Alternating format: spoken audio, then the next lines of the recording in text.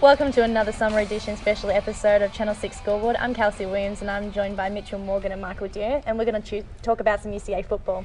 So guys, our expectations are pretty big going into the 2013 season, seeing as we had so many returning players. What did you think this team was capable of? I thought this team this past year in 2013 was capable of an 8 to 9 win season. You had Coach Conk in his 14th year.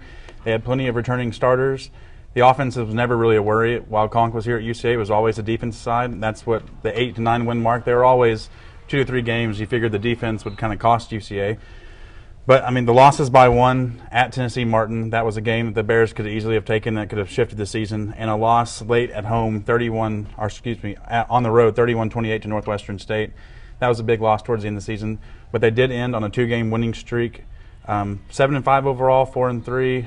It was a rough year with the injuries, but overall I think it was maybe a little below expectations. I thought this team could have easily won 8 games. Yeah, coming into the year with Wendrick Smothers at quarterback and all the weapons that we had, definitely thought we could have finished at the top of the standings. You know, I probably would have put Sam Houston State still in front of us.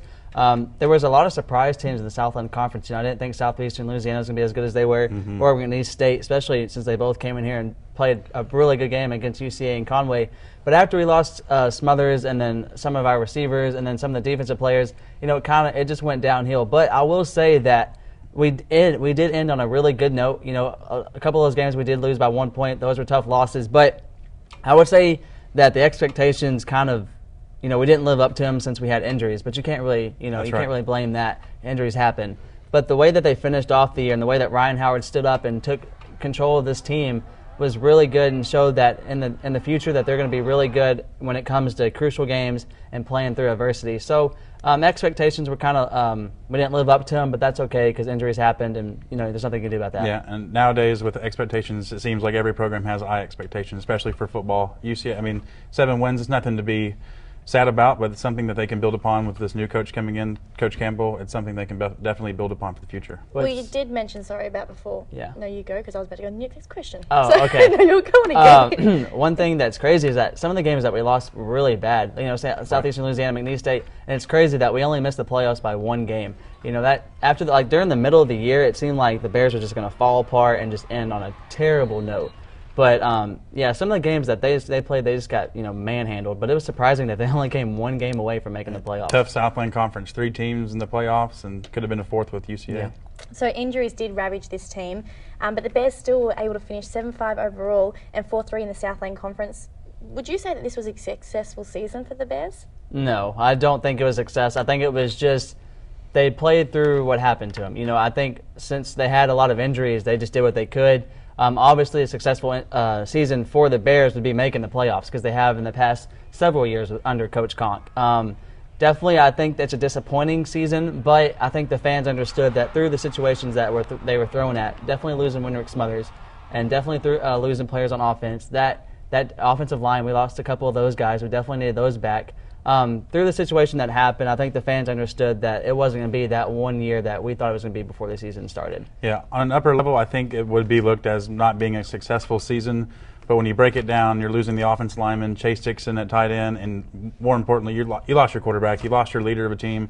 With UCA being an offensive-laden team, when you lose a quarterback, they kind of took a step back, but I was impressed with Ryan Howard. Overall, I guess, upper level, you're not going to say it was a successful season, but looking at it, breaking it down, I think finishing the way they did would be considered a success. Well, you did mention that we did lose Wendrick Smothers, and I think that is such a big loss when you lose your main quarterback. I mean, we had Ryan Howard have to step up, and I mean he did do a great job in the circumstances he had, but I feel like you can't expect a team to be successful when you're losing your main quarterback, who really was such a strong leader. Yeah, we lost him middle of the season, Howard. I mean, he was kind of thrown in the Wolves. That's thrown in the middle of the conference season. Like what you said, there are teams that were a little better than we thought they'd be with McNeese State and Southeastern Louisiana. I mean, just imagine a really good team. I mean, the NBA finals are going on, or the NBA tournaments going, the playoffs are going on. Imagine if the Thunder lost Kevin Durant for the rest of the season. I mean, that would be a huge blow to the team, and that would be a situation where the fans would understand, well, it's going to go downhill from here. Right. The same thing with Smothers. Smothers was that kind of player for UCA. Smothers was the leader, the captain on the team. He, knew all the plays, knew the players really well. Such a good leader on the field, yet in the locker room as well. But to lose him was definitely something that, obviously it was a crucial blow And the fact that it happened so early in the year definitely hurt their chances to make any postseason play. But, we got to move on from that, and we're going to definitely make a lot of strides here in the future. Well, you did mention about losing Winrick Smothers early. We did have Ryan Howard step up, and he ended the season on a 4-2 success note. How do you think he went in the home stretch? Well, he played 9 games in the season. He started the final 6. And looking at his numbers, he was 144 of 234 on the season. The completion percentage, 61.5%. Winrick Smothers was in the upper 60s, around 69%. As quarterbacks, you'd want to have a little higher completion percentage. He threw 18 touchdowns, 4 interceptions, and he had an interception in each of his first 3 games. So the turnovers were a problem at first. He cut down on those. He threw for nearly 1,900 yards in the season. He was averaging just over 205 yards per game. Cutting down after turnovers was huge. At first, I thought, all right, well, he's being thrown into this fire. He's going to be nervous at first, completely normal. The signals, everything's happening at a much faster rate than it was being on the sideline. And I thought he showed a lot of toughness, a lot of leadership. And I think it also helped Winrick Smothers. I think he was going down, being hurt, knew his season was over. I think Winrick did a great job of helping Ryan along, too, because there's no way it was just Ryan Howard and Clint Kong. I think Winrick Smothers played a big role in that and helping him transition to becoming the leader that he became. Yeah, for sure. And I think he had a great season. He finished it on a really good note. The one thing that really surprised me watching him play is that he just came in and took control really early. Like, it didn't take him a couple of games to get going. He seemed like he came in and understood what his role was, and he became the leader of the team. One thing that Ryan did, he played 9 games, threw 18 touchdowns, 4 interceptions. That's a really good number. If you look at Winrick Smothers' record and his total yards that he threw for only 6 games, it was only 40 yards less than Ryan Howard. So if Winrick Smothers could have stayed the rest of the year, no telling how many yards he would have thrown. But Ryan Howard did come into the year and just took control of the games early, and it was really surprising, and I was really excited to see him do that. Usually it takes a couple of quarterbacks to get a couple of games under the belt before they actually have the role as a captain and take charge of the team. But he came in and did it pretty early, and that was really good to see. I think when you lose someone like Winrick Smothers and you throw Ryan Howard in the deep end, I know him on a personal level, and he is such a really shy guy, and I think that he wouldn't have been able to do and complete what he did without having someone like Winrick Smothers in his back corner helping him get through it. I think that Kong would have helped him. He obviously needed it, but I think that Winrick did play a big role in helping Ryan as a starting quarterback. Absolutely, and Winrick, his legacy at UCA, he's going to go down as one of the best dual-threat quarterbacks I think UCA's had. And when you look in the past, like we said earlier, Kong's offense has been that's been the show for UCA. And we've had the Nathan Dix and more of the pocket passers, and I think Winrick Smothers, with the year that he had in 2012, breaking the records for most yards from scrimmage, he's going to go down and as a great quarterback for UCA. Yeah, fans definitely will remember him as a really good, obviously one of the best players that UCA's had in their history of playing football here, and the role that he played on the field was just crucial. Definitely being able to throw the ball in pocket. He had a strong arm, be able to roll out of pocket and get some yards running the ball or throwing it on the run. Just definitely one of the probably most exciting players that UCA fans have seen in a long time, and he'll go down as probably obviously one of the greatest players UCA's had. One thing that I did really like about Winrick Smothers is that he wasn't solely just focused on the field work. He also academically was very successful, and he was one of us. He was a broadcast major as well, and I think not only are people going to miss him off the field, but I know that our department's really going to miss him as well. What do you think about that? Absolutely. He did so much. He reached out everywhere. I think everybody he came in contact with, Winrick would, if he didn't know you, you feel like you did know him. I had several classes with him, and just being around him, I found out, this is the starting. Honestly, before I came to UCA, I didn't even know he was a starting quarterback, and that's the kind of persona, that's how he handled himself. He wasn't the guy you could definitely tell he's a football player. He handled himself very well. Well, you didn't know that he was a starting quarterback. I came over all the way from Australia and didn't even know what football was. So now coming over here, and when I met him, I was just like, you play sport? What sport do you play? And honestly, after meeting him, he honestly had a massive impact on teaching the ropes to me in the broadcast journalism. Yeah. And I think he definitely did affect me a lot in helping me get to where I am today. I may need a box of tissues for this. Yes. Getting a little bit emotional right now. Smothers, Winrick was definitely a really friendly guy, and he will be missed on the football field and also in this department. On TV as a personality or announcing games, he was always fun to be around because he always had that attitude, like he was always positive. You know, even if he came to the game unprepared, he would make it sound good. He was definitely a great person to be around and a good role model for all these young people that are coming into the broadcast department. He used to come to the games and watch his football and teammates in crutches and have the biggest smile on his face. And I sure know that if I was on crutches, I would not be as happy as Winrick was. So moving on now, Coach Conk did leave the Bears after this season. Oh, I know, a little bit disappointing there for rival team Stephen F. Austin. Were you surprised by this move? I wasn't surprised at it at all. He's been here for a long time. He's taken UCA to, he definitely exceeded expectations with this team, taking them to the playoffs.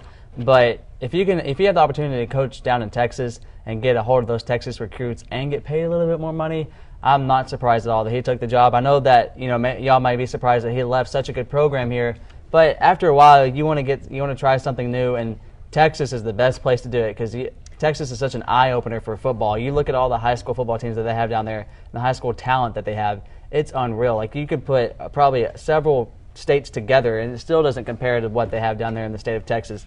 But he will have a good challenge at SFA, and he'll have a lot of opportunities to get recruits from the state of Texas, but he'll have to compete with bigger teams like Texas A&M, Texas Tech, Texas, University of Texas. So definitely he's going to have his work cut out for him. But I think Coach Conk just wanted a new challenge, and he's got it. Yeah, this topic, when I saw that, I was kind of excited. I remember doing the Scoreboard show, and when we first found out the news, I remember seeing it on Twitter, and I was like, okay, this might be a joke. Yeah. After spending 14 years at a school, sometimes, I don't know, maybe old school, I thought that he would be here, something he started and he's built up, and this is his child, this is his baby. I thought he'd want it to take it to even bigger levels, and I was really surprised that the way he did it and the way it was handled. It was really hush-hush, and then before you knew it, he's gone by, didn't really give athletic director Dr. Brad Teague probably the best notice of, hey, leaving for not only another school, but a conference opponent and a rival. Well, that really looked as a shock. Definitely looking forward to that game. I think hopefully let's get some UCA. Yeah, let's get some UCA fans down there and support our football team. But I think I was extremely surprised because, as you said, he's been here 14 years. I honestly thought he was going to retire here. Yeah. This was his program. Like, he not only was he a coach, but he had a legacy here. And I really honestly didn't think he would leave to go to an in-state competition. Yeah, and I know it's not always about money, and that is a nice thing. I mean, you're coaching at this level. Everyone thinks, coaches at any college or university are just getting paid out the wazoo, and their six-figure contracts crazy. Not that he wasn't getting paid well, he was, but I mean, getting a bump in salary going to the school.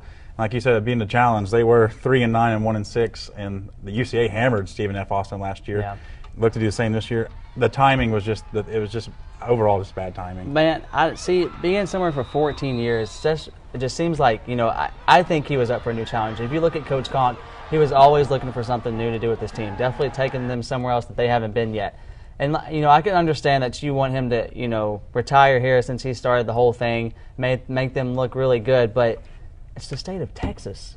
And there's a good bit of favoritism going towards Texas here. I'm not sure. I'm not even from Texas, but I can assure you that might have something to do with it. There might be a little internal conflict with what happened here. We're not going to understand, completely know why Coach Conk left on such a short notice. Right. But he could take that team. Like, he started out, that team was bad last year. Okay, we'll just flat out admit it. They were terrible. You can take that team in SFA and turn them around twice as fast as you can UCA just because of the recruits you have in the state of Texas. And have you ever seen Texas, high school Texas? The recruiting, the recruiting is a huge advantage. Three times as good as the state of Arkansas. International, but I know Texas. Calm down. I hope he didn't leave either for the point that UCA has put a big emphasis on football, as we've seen with the upgrades to the stadium, the turf coming in. I just hope there wasn't an idea of the entire athletic department, and I hope Conk wasn't asking for more. Like, hey, I'm happy here, but if he wasn't getting what maybe he was asking me after 14 years in a successful football program, if you're going to your boss, Dr. Teague, and say, I'd like to upgrade in facilities, I might like this and that. If you're not getting them, then I could see, all right, well, if you're not gonna respect to the job I'm trying to do, then I could leave. I just think he wanted a new challenge, and after the rough season that we had last year, losing all the players that we did, I feel like that was probably the best time for him to go. Not saying I wanted him to go, but after a disappointing season to the fans, If he wanted a new challenge, I don't blame him for going I agree after last that year. maybe he did want a new challenge, but a new challenge with someone that's in our conference, couldn't he find a new challenge somewhere else? It's the state of Texas. Here's a good question, too. That's my I'm answer just for thinking of everything. this. We play them at Stephen F. Austin this year. When they come to UCA, not this next year, but the coming year, are they going to do something for him? You think they're going to honor him in some way, or is it? You think it's going to be a little rough and? I think it's going to be definitely rough for him. I think we're going to get some UCA fans. I feel like there's going to be some booing going on. It depends on how bad or what the score is this coming up season. Who wins that game? That will determine on what kind of welcome back we give him the year after that. If SFA is good and they beat us next year, then we're not going to want to come back. I feel like if we do beat SFA at their home, I feel like we'll of the be players, friendly. No, this kind of has an Ole Miss, Arkansas, the Houston Net feel to it. I don't know if we're going to be way. friendly. I feel like some of the players, if we do beat them, are going to stare down Coach Conk and be like, you know what, you left us, and this is what we've got to offer now. So they're going to have a chip on their shoulder and play with that all game long next year for sure. Definitely the ones that started for him the past years that they've been here, that he's been here. So next year's game should be really good, and it's going to be intriguing to watch how good SFA is going into that game, because it's probably going to be a really good game. Well, it shows that he did want, obviously, more money because he left for someone that was in our conference. But is life really come down to that now?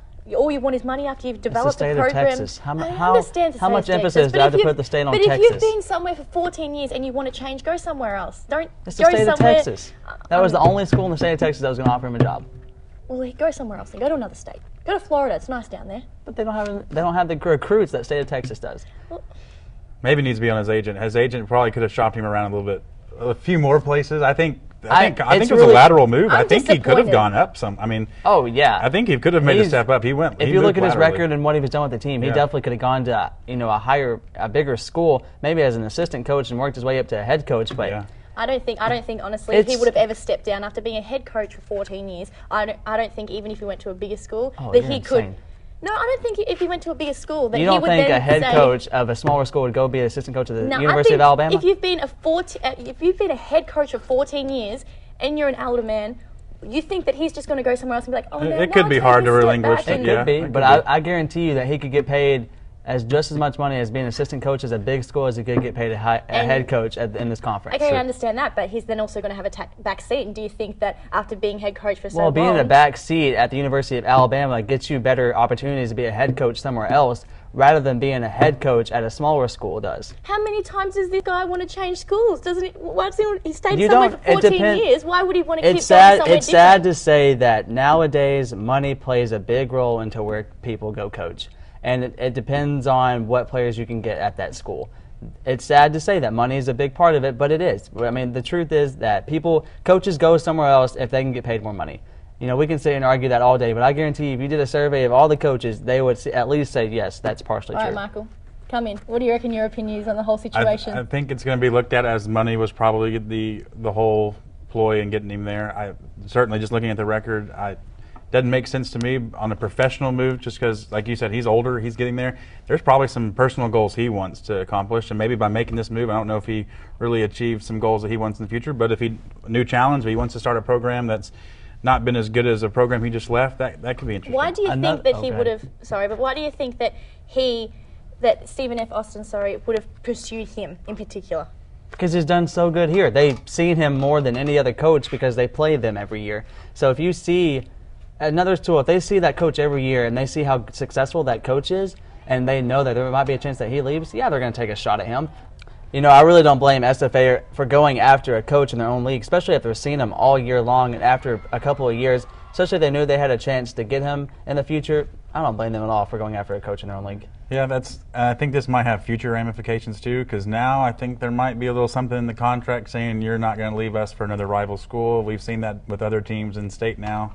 That's a bit hypocritical. Like, we'll take you, but then you can't go anywhere else after that. It's a rough business. It doesn't seem like Brad. It's about the money. It's all about the money, remember? I told you. And it doesn't seem like Brad Teague's tried really hard to keep him here, because I think Brad Teague knew that he could get another really good head coach, even if Coach Conk left. And that's a really good thing to see in the athletic director, that he keeps his eyes open to what's going on around him and the vacancies that opened up around the nation. And he brought in a really good coach that we're going to talk about in a minute. But Brad Teague handled the situation really good, and I couldn't, be more proud of him. One more thing to say about this topic. Do you think SFA had their eye on Coach Conk for a while, or do you think...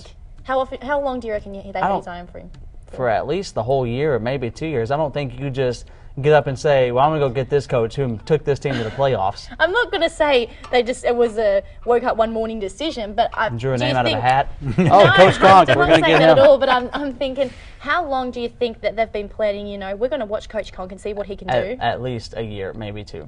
Yeah, I would say they probably had the idea that their coach didn't have a successful start to the season, 3-9. I don't think they got off to a great start. And they've been saving money up, having fundraisers, doing all that stuff to get Coach Conk just to get him there. over there. Yeah. And you think it was a smart move?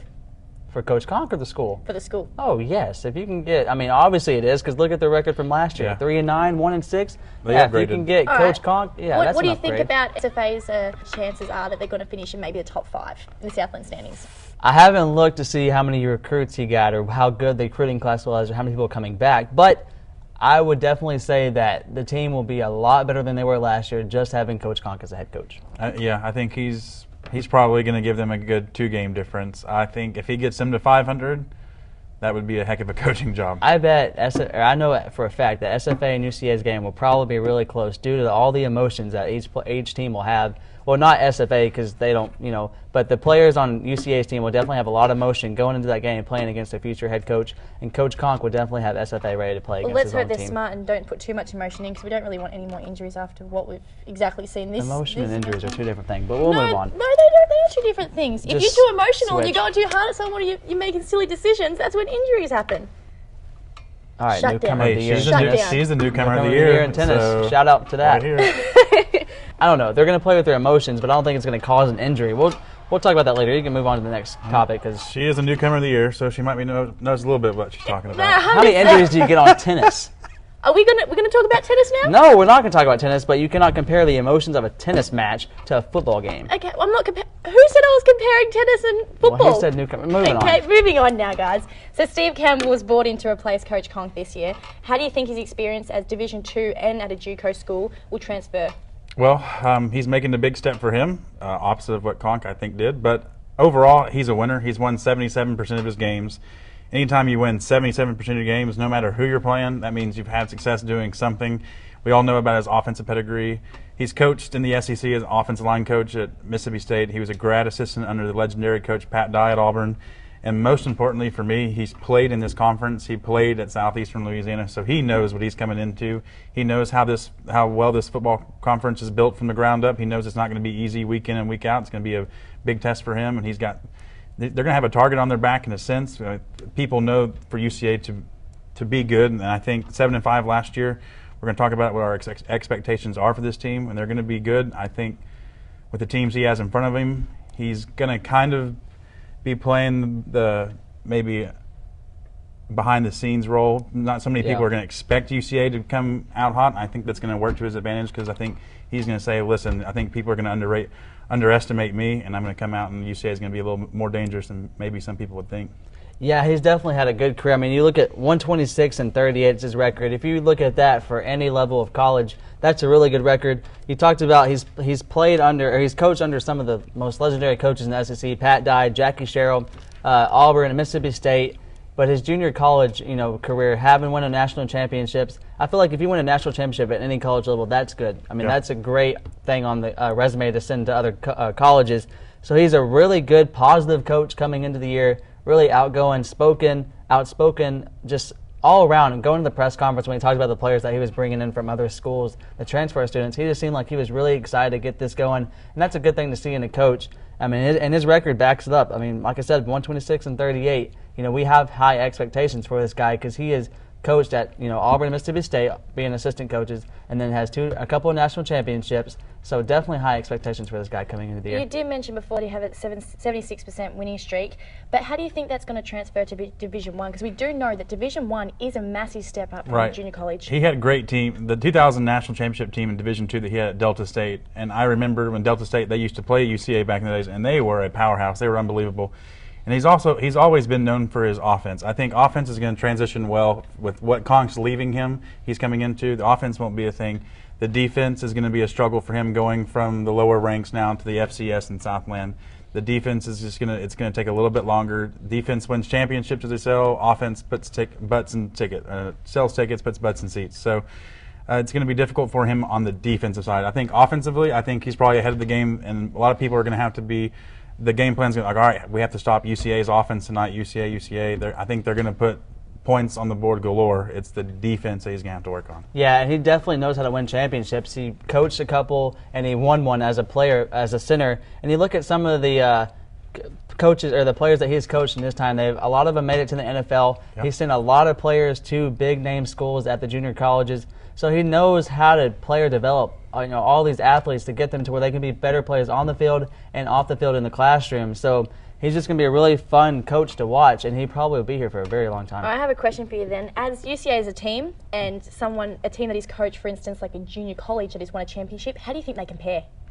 The speed and the size is going to be the biggest difference, I think. The speed of the game going from the junior college ranks. I myself have refereed high school football in the state of Arkansas, and when you go from a junior high game and then you've got the senior high game, the difference in speed is unbelievable. Everything's moving at just such a faster pace.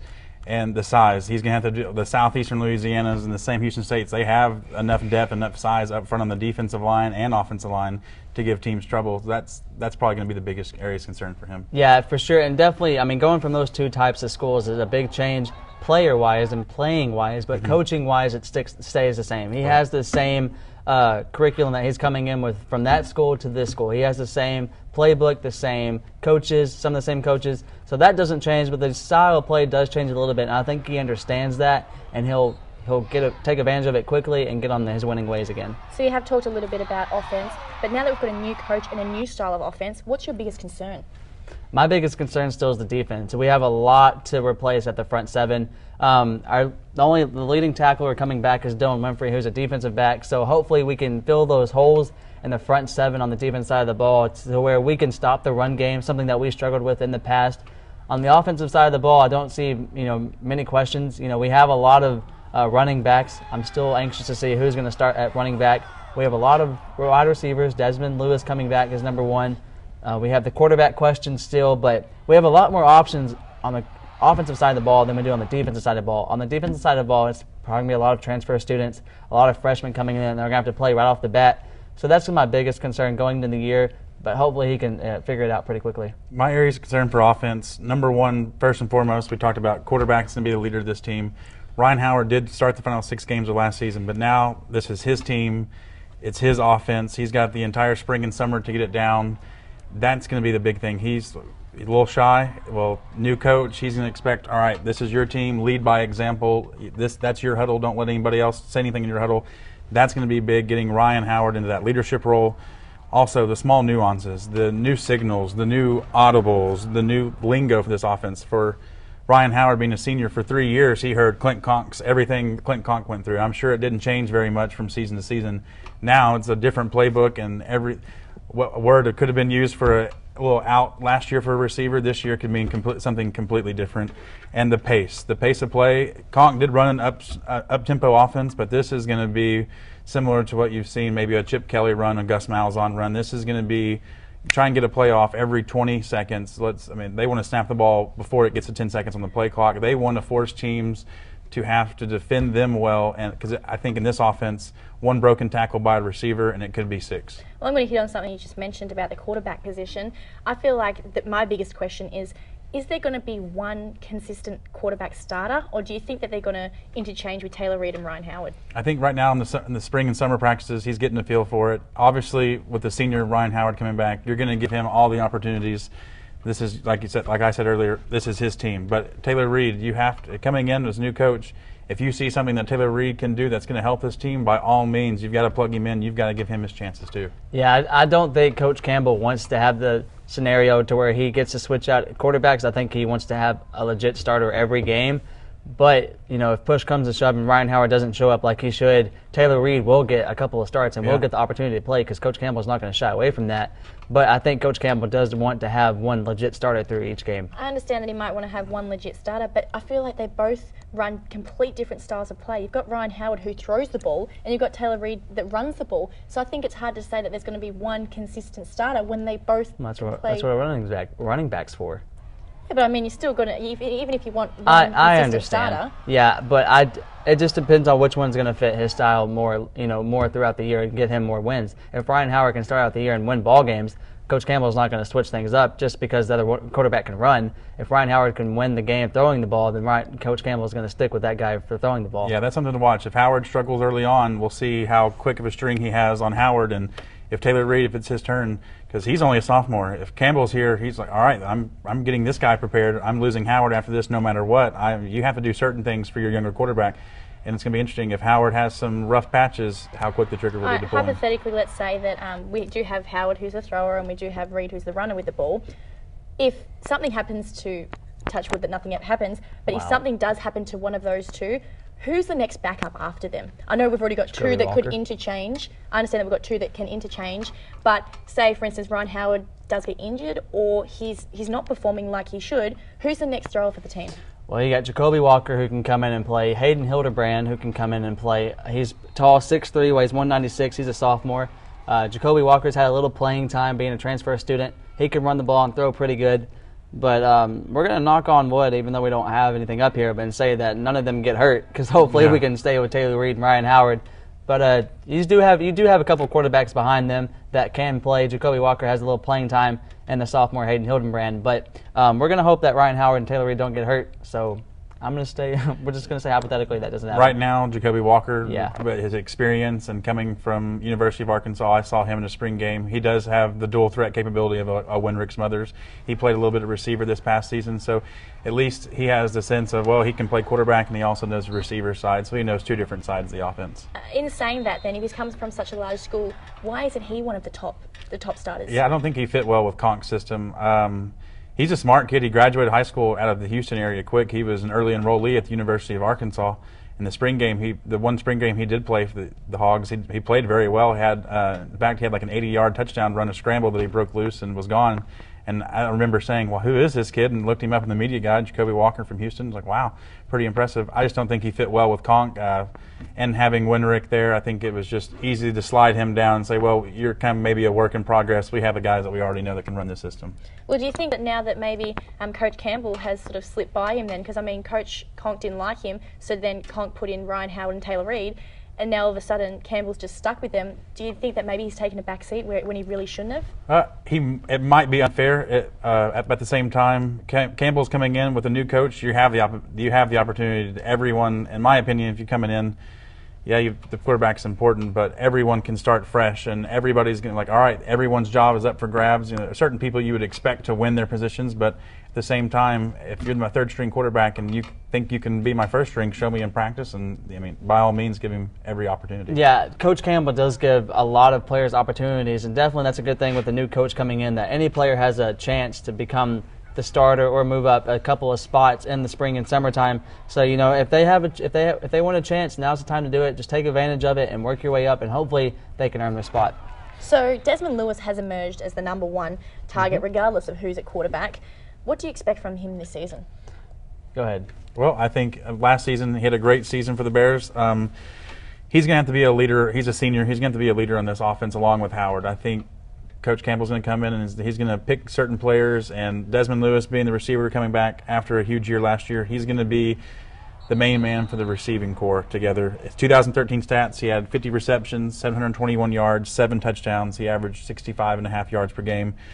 I expect to see similar numbers, maybe not so much better numbers or worse numbers, because now Campbell's this new offense coming in. I think it's going to be more about the short play, getting the snaps. The pace of the offense is going to be incredible. I don't know if they're going to be let's hit them on the first play, let's go deep. I think it's going to be a lot of short, intermediate stuff that can turn into big plays. He could have, I think, probably a similar season to last year. Yeah, I definitely think he'll have a similar season last year. Probably lead the team in yardage, touchdowns, maybe. Definitely he's going to be the go-to guy in the offense, and Ryan Howard's going to be looking for him every game. He can make spectacular catches. He's so lengthy. He can jump. Definitely an exciting player to watch, like I said, but he'll have a pretty similar season to last year. But he had over 1,000 yards. Definitely a fun player to watch. So on the offense side, there are way too many receivers to name, not including Lewis. Who do you have your eyes on? Well, let me go back. I made a mistake. Desmond Lewis has over 1,000 yards in his career, not just one season. That's what I meant to say. But somebody else I want to watch is definitely Courtney Whitehead. He stood out last year to me a couple of games. He had a couple over 100-yard receiving yard games. Definitely somebody that's going to be fun to watch is him, Desmond Smith. But Courtney Whitehead for sure is probably going to be the next go-to guy rather than Desmond Lewis, because Courtney Whitehead can make some spectacular catches. He's pretty tall too, so watch for him to have a really good year. Jatavius Wilson. Of course. Mr. All-Purpose. He led the team in all-purpose yards last season. He had 581 kick return yards for 2 touchdowns. That's an element that is going to be huge. Special teams being a third of the game, that's going to be something the Bears can rely on. And he's just a sophomore. How much better? You usually see great progression from someone's freshman year to their sophomore year, especially in football. I think big things to come for him. And just receiving-wise, he had 41 receptions as a freshman for 409 yards and 2 touchdowns. His numbers, I do expect to go up. Well, I'm going to stick with the Desmond name. I'm going to go with Desmond Smith. I feel like he had a great season last semester, and I feel like that's only going to show again next semester. What do you think? Between Desmond Lewis, Desmond Smith, Courtney Whitehead, and Jatavius Wilson, the wide receiver core should be one of the better positions overall, and it should definitely help out the quarterback position. Yeah, Ryan Howard definitely has an opportunity to rack up a lot of passing yards and a lot of touchdowns, so look for him to have a big year. These wide receivers definitely stand out. So under Coach Conk, the running game has had a major question mark over it for the past season. With Coach Campbell coming in, he runs a no-offense huddle. How do you think this is going to affect the Bears? Well, the running game has always been a key because, like I said, the passing game has been a focus for UCA. The games that they trail and they fall behind, the running game can't get going. And it kind of falls back on the passing game. If you don't have the dual-threat quarterback, it's going to be tough. If UCA is losing, there's the stat line, when you look in the box score the next day, there's not going to be much rushing. If this team is ahead and winning, I think Campbell has the idea, all right, now we can kind of toy with our offense. We'll keep him guessing. But if the team up front overall, if they don't control the line of scrimmage and UCA falls down and gets in the offensive shootout with people, the running game, it's not going to be very good. Yeah, you can see the running game either being really good or non-existent. But hopefully we can be ahead in games to where we can toy with it and see if we can have a consistent running game. If you look at the offense that we have, we're not going to have the style of offense to where we can ground and pound and win games. If you look at the teams that we play in the conference, a lot of them are run and gun. They can score a lot of points. Sam Houston State can score a lot of points. Southeastern Louisiana with their dual threat quarterback. McNeese State, they did a really good job of scoring a lot of points against us last year. Right. So ground and pound is not going to be the way to go against these Southland Conference teams. It's going to be a lot of passing yards and a lot of scoring touchdowns and running the score up to win ball games against conference opponents. I think with a no-huddle offense, it can work either way. If they're up, it can be great because they can keep pushing forward. Like we know with many other sports, if you're up, you just want to keep the game rolling. You don't really want to stop. But if they are down, I feel like they need to take a break and take a huddle, talk about what they want to do, even though they've got the coach on the side telling them what they want to do.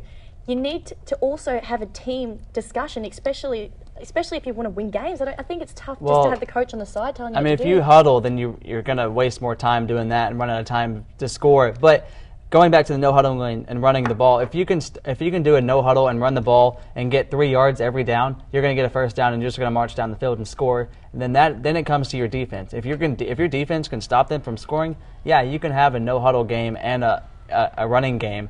But if your defense is not as good and they score on you, then you're going to have to really. And that's a big concern with these no-huddle offenses. If your offense is only taking 5-6 plays to score, and your defense is back on the field after a short break, there goes your defense, and you can't ask them to be on the field twice as much as your offense. But the good thing is this no-huddle offense, it can wear teams down to a point to where you're challenging them up front, and their defense, you're basically, to a point, you just want to knock them in the mouth, and you want them hands on the hips, gasping for air. So that could lead to open holes in the running game. I think a big thing maybe we might be not talking about as much is the halfbacks and how they might be incorporated in the passing game. Mm-hmm. There might be a lot of screen passes. This offense, I think, dink and dunk a little bit more. And if the running game is not flowing right, I think Campbell, with his offensive mastermind, I think he can change things up. But no huddle is going to be a big part of it. Yak. Remember that word, yak. That will be a big thing next year, and that stands for yards after catch. Since you're from Australia. Yeah, I wasn't quite sure. I was like, yak, you mean yickety yak or something? No, I wasn't quite sure. Yak is yards after catch. That means that our team probably will rely on a lot of screen passes that were probably thrown for a negative yards behind the line of scrimmage, but they can get 20 yards off of it. Jatavius Wilson's the key. If they can give him the ball, throw him the ball, and he can get going down the field, he can get a lot of yak. I just like saying that word, yak. But you know, it's going to be a fun, exciting thing to watch. And no-huddle offense can be bad for opposing teams, but it can also be bad for your own team. Like you said, the defenses can get really tired. You can get really tired on offense.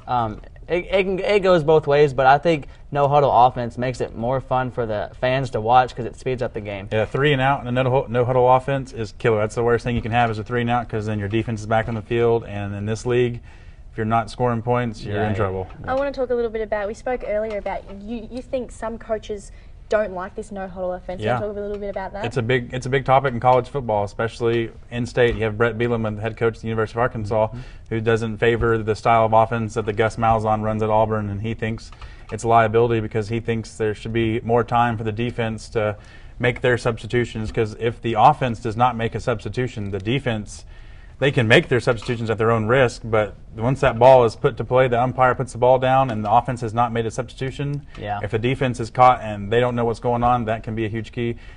Overall, the coaches think it's a problem because they think players could be injured. They're tired. There's no-huddle offenses. They're keeping them going. They can't get them out when they want to. Basically, the offense is dictating when you can sub your players out. But, I mean, it's a game of football. The defense's job is to stop the offense. If your Johnnies and Joes can't stop my X's and O's, and sorry. It's sad to say that these no-huddle offenses are the ones that are making the championship game. So coaches like Brett Bielema or Nick Saban don't really have anything to go on because they're not making it to the championship game. Although Nick Saban, give him a couple of years or maybe next year, he'll be back up there with his no-huddle or his offense to where he grounds and pounds and plays good defense. But I think it does make it easier for the players to get injuries, not being able to get out, of the game and not take as many breaks if they need to swap people out. But it's times are changing and no-huddle offenses are just becoming a thing. You did talk a little bit about before some coaches wondering about the injuries and it causes more injuries. But I think as a football player, it's all about injuries pretty much, isn't it? It's such a hard-hitting game that you've got to be aware. And if you're coming on, you're going off. Even if you're going off, you can't just think, oh, I'm done, I can go off now. If the other team's running a no-huddle offense, you've got to be aware at all times. And I think that's their own fault in a sense if they're not being aware if they're running on or they're running off. You're coming onto a field, you should be aware of your surroundings. It definitely puts an emphasis on the strength and conditioning coaches. Yeah, this summer you'll probably see that. I mean, I feel bad for the UCA players because conditioning is probably going to be the biggest key for them this summer, and they'll be running a ton in the heat. And the worst thing about the whole no offense is now you see teams are so much faking injuries. They have a guy who he actually might be hurt, not injured, hurt, cramp, something like that, and twisted his ankle. And the offenses and the coaches of the team, they're moving down the field, obviously aren't too happy. They think a player is faking injury, but I mean that's one. I mean, you don't like to think it's really happening, but at a certain point it's going to happen. Here's another word for you: flopping. Something that football players do is flop. They fall over just to slow the game down if they're acting like they're hurt. You'll see players on the defensive side act like they have a cramp, and then 5 seconds later you'll see them sprinting off the field. Making a big play. I feel like that's only football. I feel like I play some of my tennis games, and I feel like some of the girls I play, they're a bit exhausted, and they're going, I've done my hamstring. I'm like, hang on, get back on the court. I'm about to serve. You better be ready for me to go. Basketball is where it's a big concern, but it does happen. I would think more soccer. I've seen it so many times in soccer. Just go look up LeBron James flopping, and you'll be very surprised on what you see. LeBron James, gee, that might upset some fans here. Well, it's true. So we're going to take a switch now back to injuries. So last year we saw so many unbelievably injuries. Who are you most excited about that maybe didn't have a chance last semester? Well, he had a chance last semester. The injuries didn't propel him to a starting role, but the junior defensive end, 6'6", 271-pound Jonathan Woodard, he was kind of overshadowed last year. We had a great linebacker. His name just escaped my Justin Hurd. There he is. He had a great year, NFL caliber. Jonathan Woodard coming back, a great sophomore season, which he had 50 total tackles, 11.5 tackles for loss, and 8 sacks. That's where this defense, they need something up front. They need that big presence, something to stop the run game, to because the secondary is going to need all the help they can get. If you have a good pass rush and a good front seven, that can help the back end. And he also forced 2 fumbles. So yeah, I'm looking forward to see any running back that Coach Campbell throws out there, because after last year, you definitely didn't have a sincere starter for the running back position, but just Blake Beasley, Willie Matthews, I want to see one of them step up and become the leader for the running back position, and I hope that he can have one of them start, almost every game, or have just a running back. Those are the two that we talk most about because they played a lot last year. But I think it's Blake Beasley, or I think it's Willie Matthews' job to lose, but Blake Beasley has a chance to get that role, and hopefully we can have a running back that can get, over 1,000 yards because we have the caliber of running backs. Absolutely. There's several that are different kinds. You have the speedy backs, you have the power backs, but just find one that fits your system and use them, and I'm excited just to see who he brings out there. I want to mention a little bit about Justin Hurd, who you said before. He had a great season up until when he got injured, and he was trying to get back and trying to try out for Pro Day, but unfortunately had to go get surgery, and he wasn't able to do that, which I think is pretty detrimental to him because he was such a great player, and I think he really could have gone further and done great things, but I mean, injuries happen. You can't really help them at all. But That's right. The other thing I had to mention with this question is that I'm excited to see about the quarterbacks. I mentioned it before, but I really don't think there's going to be one consistent starter. I feel like he's going to interchange Reed and Howard. You still against that? Or? Yeah, I'm not. I'm not going to argue with you anymore. But I think he'll have at least one starter. Texas Tech, first game. Back to the state of Texas. Yeah, if Howard comes out shaky, in a game, let's be real, I don't think UCA is exactly thinking they're going to go down to Lubbock, Texas and beat Texas Tech. But if that could be your game, first game of the season, Howard, let's see what you got. Let's see if the summer really paid off. And if not, Taylor Reed, here's your chance on the road, Big 12 opponent. Get you geared up for when we come back to play our I just wish Coach Campbell can just come out here and just surprise us all and just throw us a complete different quarterback. Somebody that we haven't even talked about. Wouldn't that be funny? Trey Sugar? Is that his name, Trey?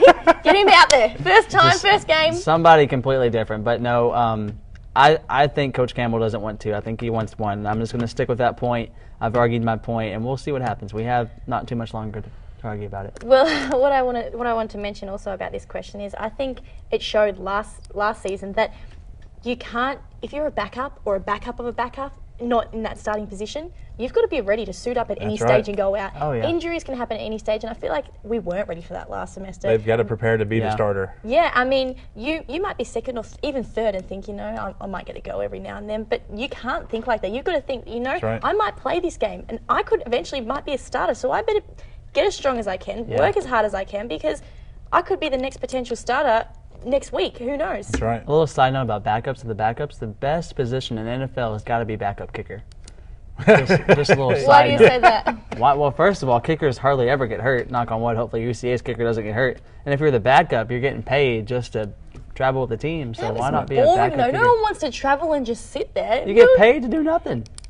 All right. We clearly understand where he's coming from now. It's all about money. Everything we talk about today has been about money. But at the end of the day, if you're enjoying what you do, you don't want to sit on the sidelines. If you're really enjoying what you do, you want to be out there. You want to show the fans what you can do. So.